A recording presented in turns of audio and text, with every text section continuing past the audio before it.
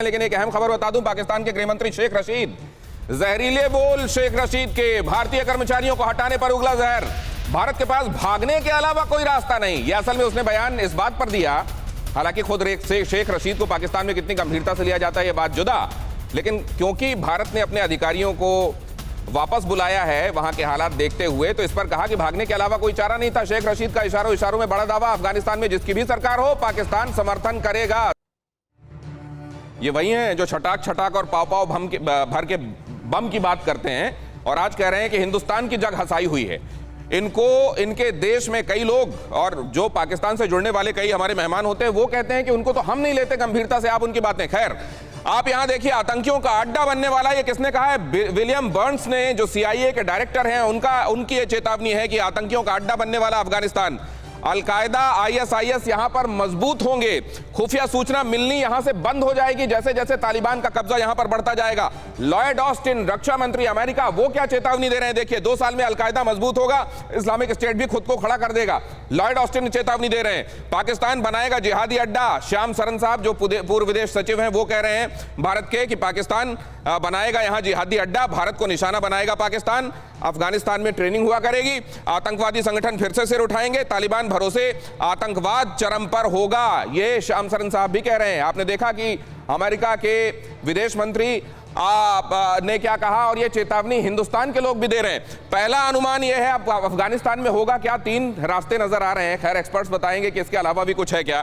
तालिबान अफगान सरकार में राजनीतिक समझौता होने की संभावना एक दिखाई देती है, पावर शेयरिंग फॉर्मूले से देश को नया आकार हो सकता है कि दिया जाए। दूसरा अनुमान यह है कि गृह युद्ध के संकेत दिखाई देने लगे हैं, पश्चिमी देश की मदद से अफगान सरकार लड़ सकती है और हो सकता है कि तालिबान के खिलाफ लड़ाई में इनकी मदद की जाए। इस तरीके से 6 महीने में तालिबान की सत्ता कायम होती भी नजर आ रही है। यह तीसरा अनुमान है जो कि हमारे यहाँ जो अभी एक्सपर्ट्स मौजूद हैं वो ये कह रहे हैं कि बस ये इनएविटेबल है और बस वक्त की बात है कि आपको ये होता हुआ नजर आएगा।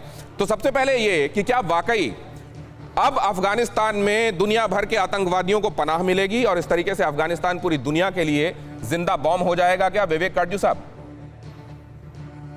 देखिए, इसको नकारा नहीं जा सकता कि तालिबान की एक मानसिकता है और जिसकी वजह से उनके कई लोग हैं जो कि अपने उद्देश्यों को और जो ये इस्लामी संगठन है उनके उद्देश्यों में तालमेल। विवेक सर, माइंड मत कीजिएगा, टाइम मेरे पास सीमित है, बाकी मेहमानों के पास भी चला जाऊं आपके आगे से। एक शब्द और कहूंगा, एक शब्द, लेकिन हमें ये अजम्पशन नहीं करना है। हम जैसे वो कहते हैं ट्रस्ट बट वेरीफाई, ये सब वेरीफाई करके रहना। तालिबान को लेकर पूर्वाग्रह के साथ ना चलें, देखें क्या होता है और उस तरीके से अपनी नीति रखें। जरा तारिक फतेह साहब का जल्दी से ओपिनियन ले लूं। तारिक फतेह साहब, अगर जो मैं आपके प्रोग्राम पे सुन रहा हूं जो इंडिया की इंटेलिजेंसिया बोल रही है तो मुझे बड़ा दुख होता है कि ये जो रेपुटेशन इंडिया की है कि वो डरपोक लोगों पे मुश्तमिल लोग हैं, वही गांधी जी ने जो जिक्र किया था कि किस तरह मुश्तंडे आके आपको बुल्ट करते हैं, इसी तरह आएंगे, इसी तरह तैमूर आएंगे, इसी तरह आप लोग यही बातें करते रहेंगे कि अमन चाहिए, देख लें उनको पहले। क्या हमने पहले नहीं देखा है क्या? 10 साल नहीं देखा कि कैसे तालिबान ने चला, क्या हुआ दुनिया में? तारिक फतेह कह रहे हैं कि हाथ जला चुके हैं और कितना देखना है। परवाह देश की, सोमवार से शुक्रवार रात 10 बजे TV9 भारतवर्ष पर।